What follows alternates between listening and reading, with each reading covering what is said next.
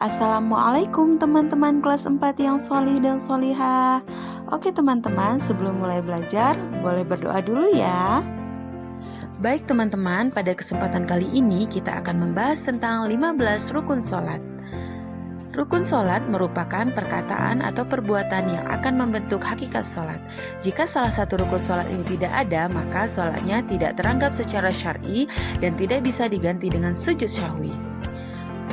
Rukun sholat yang pertama adalah niat. Niat di hati untuk melaksanakan sholat tertentu. Sesuai dengan sabda Rasulullah SAW, sesungguhnya segala amar perbuatan itu tergantung dengan niatnya. Selanjutnya membaca takbiratul ihram, yaitu dengan lafaz atau ucapan Allahu Akbar. Kemudian berdiri bagi yang sanggup ketika melaksanakan sholat wajib.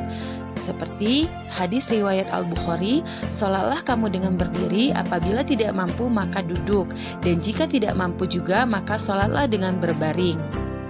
Selanjutnya membaca surah Al-Fatihah pada tiap rakaat sholat fardu dan sholat sunnah. Sesuai dengan hadis riwayat Al-Bukhari, tidak sah sholat seseorang yang tidak membaca surah Al-Fatihah. Selanjutnya ruku. Hal ini berdasarkan firman Allah Subhanahu wa Ta'ala, yaitu hai orang-orang yang beriman, rukuklah kamu, sujudlah kamu, sembahlah Rabbmu, dan perbuatlah kebajikan supaya kamu mendapatkan kemenangan.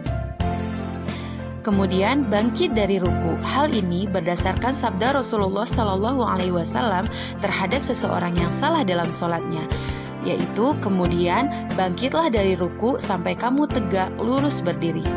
Selanjutnya i'tidal, berdiri setelah bangkit dari ruku.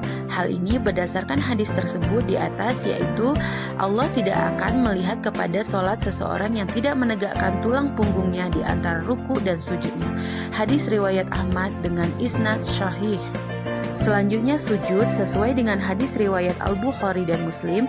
Kemudian sujudlah kamu sampai kamu tumakninah dalam sujud. Kemudian bangkit dari sujud. Hal ini sesuai dengan hadis riwayat Al-Bukhari dan Muslim. Kemudian bangkitlah sehingga kamu duduk dengan tumakninah. Yang ke-10, duduk di antara dua sujud. Sesuai dengan hadis riwayat Ahmad dengan isnad sahih, Allah tidak akan melihat kepada sholat seseorang yang tidak menegakkan tulang punggungnya di antara ruku dan sujudnya. Selanjutnya, tumakninah ketika ruku, sujud, berdiri, dan duduk. Hakikatnya tumakninah itu ialah bahwa orang yang ruku, sujud, duduk, atau berdiri itu berdiam sejenak. Selanjutnya, membaca tasyahud akhir serta duduk.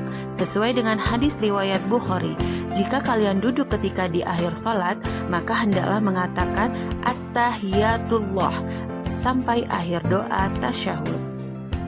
Selanjutnya, sholawat kepada Nabi setelah mengucapkan tasyahud akhir. Rasulullah SAW berkata, jika salah seorang di antara kalian hendak sholat, maka mulailah dengan menyanjung dan memuji Allah, lalu bersolawat kepada Nabi SAW, lalu berdoa setelah itu semau kalian. Selanjutnya membaca salam 2 kali salam.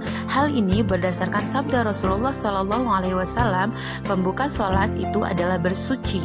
Pembatas antara perbuatan yang boleh dan tidaknya dilakukan waktu sholat adalah takbir, dan pembebas dari keterikatan sholat adalah salam. Kemudian yang terakhir adalah urut dalam rukun-rukun yang ada atau tertib. Baik teman-teman, itu dia 15 rukun sholat yang sudah kita pelajari. Tugas teman-teman di rumah adalah mengerjakan uji kompetensi pada halaman 74 di buku fikih masing-masing. Semangat teman-teman! Oke teman-teman, sebagai penutup pembelajaran kita hari ini, let's say hamdalah, alhamdulillah.